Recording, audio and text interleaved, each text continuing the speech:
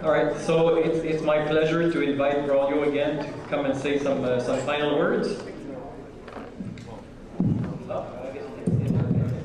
Yes, thank you. It's just a few words of thank you for your engagement, your enthusiasm. We really need that because the CBD is a platform to engage governments, but increasingly also to engage different stakeholder groups. So we have different initiatives, for example, targeting subnational governments, the governments of cities, targeting indigenous and local communities, targeting the academic sector. And we started in 2006 with COP8 in Curitiba, Brazil, which I organized, to engage the business sector. And so this is a work in progress. And the way I see it, the CBD is a framework convention. So it's a convention that it's continuously building itself. So there's no limits in principle of what we can do. The limits are our capacity to identify the way forward and to have agreements among the parties. That's the constraint. So we need good ideas, we need good inputs from the business sector to help us sharpen our ideas on the way forward. And the CBD, of course, alone cannot do the whole trick, but it is an important process to help galvanize initiatives at the global, regional, national, and local level. So I really encourage you to look at the CBD and its possibilities to help us push this agenda forward in terms of moving towards more sustainability and better engagement of all the sectors, and in particular the business sector, to this whole agenda of biodiversity. Looking at two sides of the coins. One is reducing the footprint by enhancing efficiency, sustainability standards, etc. But also, on the other hand, helping with the conservation and restoration objectives also. So I think there's a lot of possibilities out there, and of course this is a process, so we're not going to reach all our goals at once. But we have an important framework currently agreed, which is the IT targets framework. And the deadline is 2020.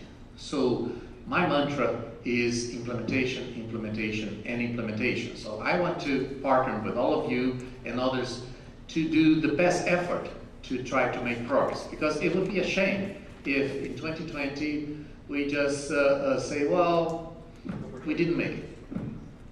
That's not good, right? So it's all about enhancing partnerships to mobilize the engagement of all those sectors.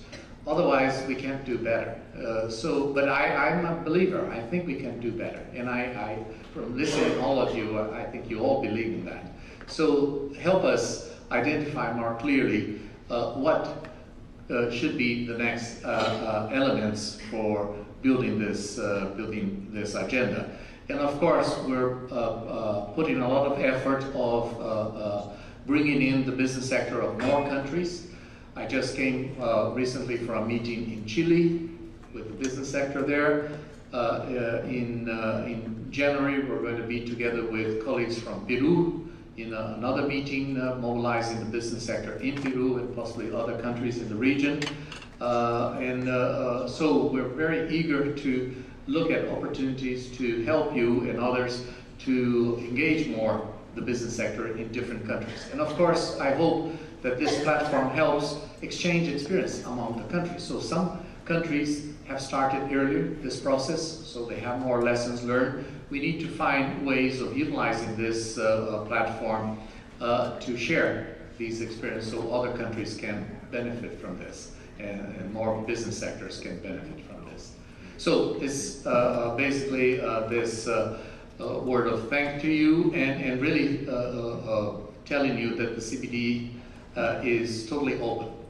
we really appreciate your insights and your collaboration to help us move the agenda forward. Thank you very much.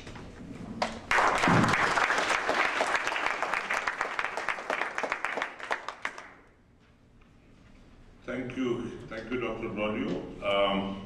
I have a responsibility on behalf of India, being the president of the Conference of Parties to the Convention on Biological Diversity. So in that capacity of mine, as president of the COP, let me at the outset thank you all for wonderful engagement yesterday and today, and I guess in the afternoon also there are some discussions those are going to take place. About 2% of CSR I have already said in my previous talk, so I hope that will be carried forward. Why 2%, why not less, why not more, can be debated, but there has to be some figure, because one which is bothering what Dr. Braulio, since he has taken as Executive Secretary of the Convention, one thing that has been bothering him is implementation. He only talks about implementation. 11 COPs have taken so many decisions, and he pioneered engagement of business from the COP8 when it was held in Curitiba, Brazil. But we keep on talking. I think a time has come where action is needed, and that's why India has brought out this legislation law. It's in the law now, 2%. How much we will be able to implement it? It will depend on our governance capabilities. There is always a deficit, in governance and ethical deficit, and there are so many deficits everywhere. But having a wish and having a law in place is very important. And I would urge, through this platform, as president of the COP, that all parties to the convention need to think about this. In fact, and coming to businesses, there was a global survey by McKinsey and Company, and they found 59% of business executives consider biodiversity as more an opportunity than a risk for their companies. 59% of the executives thought that biodiversity is an opportunity. This was quite in contrast with climate change, where only 29% saw, as against 59% saw it as an opportunity. And why so? Why so? My take on biodiversity is whatever you do, biodiversity is basically nature. Whatever you do, it's an affirmative action. It's your I would say handprint. Nobody would deny that I will destroy life on Earth. Nobody will say that. Willy-nilly you will have to say you will protect life on Earth. So if you are going to protect life on Earth, it's an affirmative action. The climate change aspect of it is our footprint of only one species, that is human beings, Homo sapiens. We talk more about that. We see more opportunity there, but in reality, I think opportunity is more in what we have, the kind of life we have today, and the kind of life we can leave for our future generation. And who else then businesses can do it best? So I think let's join hand in taking affirmative action. And in the last conference of parties, there's it's up on the CBD website, and I think all of you are aware, businesses know about CBD website. There's a Hyderabad pledge. There's a pledge. So all companies, I would urge all companies, all businesses to pledge your affirmative actions through that. We have quite a few pledges already there. In fact, the Indian Prime Minister himself had announced $50 million for that, when and that's how the pledge came. So I would urge businesses across the world to come forward. And there are many things businesses can do, this is another food for thought, through the convention or through any environment-friendly technology today. If any innovation takes place there, I think it should be a public, it should be a public good. It should be a public good, because we have been trying to negotiate in the other conventions that you can see, the climate change convention. The IPR issue is coming handy, and in this part of the world, particularly in OECD countries, most of the environment-friendly technologies are held by private companies. And countries like India and many other countries where energy is an issue, where quality of life is an issue, half of the population is denied of the kind of quality of life. And many of these interventions can come through environment-friendly technologies. And those technologies, if are held in public, and those can be used by across the world, I think it will do a great good. So I'm using this platform of affirmative action. The CBD is a platform of affirmative action. If one can think on those lines, it will be, otherwise who is heading the market? It's either the arms or the drugs market, or what? The market on wildlife. The wildlife trade is again on the wildlife products, derivatives, and things like that. So I think if we have to take care of nature, this is very important. The 3 Ps: the planet, the people, and the profit. I think all 3 can go together: profit, people, and planet. Economics, sociology, and ecology. All 3 can go together, provided we want to do it better. One more, this year UNEP's thing you might have, this is the paradox in the world that we have, In OECD countries, in developing countries, the 50% of the food after coming to the table goes waste. And in countries like ours, the developing countries, 50% of the food before it arrives to the table goes waste. So we need technological interventions there so that the 50% of the world's food going waste, either before coming to a table or after coming to the table. We are trying to find out how to curb the waste, how to reduce the waste. And in a country where land is at a premium, even getting landfills is becoming a problem. And I'm told Australia was thinking about doing away with landfills way back in 1998 when I was there. And a country like Australia, India adds the similar population every year what Australia has population. But they are thinking of doing away with landfills. Think of India. So what I'm trying to say is, let's not have any waste, because all natural resources contribute towards food. So it's and that particular service has come through life only. Photosynthesis is one service no laboratory has done so far. And that's the ecosystem service that is provided by the biodiversity. I think this platform of global biodiversity and business will definitely take us towards conserving natural resources, towards building up the 3 pillars of CBD. With these words, I think all of us are before I close, Dr. Bordio, but I would like to thank the Secretariat, headed by Dr. Bordio, Canadian Business and Biodiversity Council for organizing this 3rd meeting of Global Partnership for Business and Biodiversity, and giving me this opportunity as President of the Conference of Party. And I would like to thank all the panelists and participants for their active participation and contributions towards making this meeting successful.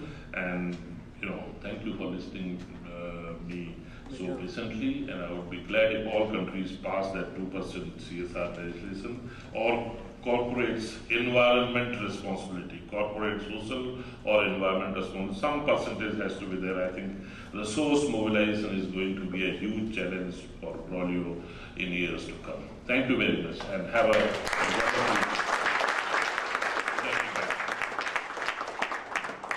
Let me just add to Hempan, my thanks to the Canadian Business and Biodiversity Council, to Luke, Reg, and other colleagues for your hard work in helping us prepare this global conference. And of course, we look forward to have a very successful next conference in associated with COP12 in Korea in October next year. And thanks also for reminding me of our pledge, call, not the pledge, the call for pledges that we made in Hyderabad. So in Hyderabad, we made a call for biodiversity champions. And we have established a website in the CBD website called the Biodiversity Champions campaign website.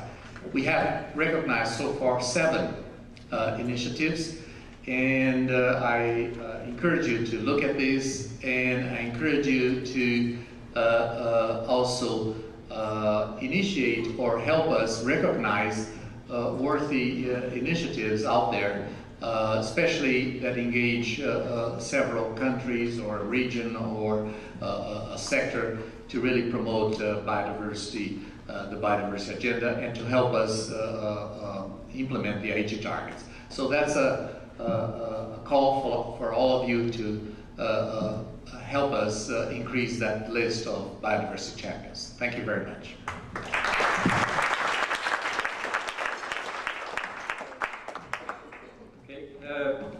First, I just want to mention what Dave just told me now, is that the closed session, the private session, is at 2:15 in one of the rooms out there. So I've taken care of that. I will extend my thanks and the thanks of the CBBC also to all the same people that you've mentioned. I will not repeat the same list. Thanks to you all for coming here. Thanks in particular to Reg, who worked like crazy in this and has been running around everywhere. And Dave, who just is out there, and Braulio for your great support. So I encourage you a lot to walk around, visit Montreal, visit around, enjoy the biodiversity we're trying to save all. If I had a wish, what I would say is that, you know, every company has a marketing division, they have a communication division, they have human resources division. Why can't we embed this in all our businesses? And I don't think we need a special biodiversity department. We need every function of every business to just be aware of it. So our job when we go back is to try to disseminate what we learn here and try to make it part of everybody's job. Not the head of sustainability, not the CEO. Every person that has control in this. Everybody goes home, everybody has to eat, everybody has to take medicine. So let's make this part of everybody's job and do the same thing at home. So enjoy the weather, enjoy Montreal, and thank you all for coming.